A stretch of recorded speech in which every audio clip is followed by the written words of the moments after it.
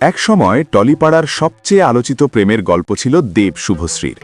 তাদের রসায়ন পর্দায় তৈরি করেছিল জাদু, আর বাস্তব জীবনে সেটাই সকলের কৌতূহল বাড়িয়েছে।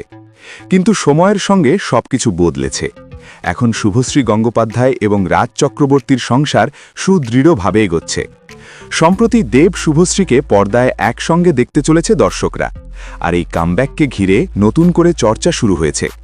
এ প্রসঙ্গে TV9 বাংলাকে সাক্ষাৎকারে রাজ চক্রবর্তী মন্তব্য করেছেন, আমারও একসময় মনে হয়েছিল ওদের বিয়ে হলে বোধহয় ভালোই হতো, কিন্তু শুভশ্রী তো আদতে আমার কপালেই ছিল, আর আমি শুভশ্রীর কপালে ছিলাম, কিছু করার নেই। আমরা কিন্তু খুব হ্যাপি। রাজের কথায় স্পষ্ট, স্ত্রীর অতীতকে সম্মান করার মধ্যে নিহিত আছে তাদের সম্পর্কের মজবুত ভিত্তি।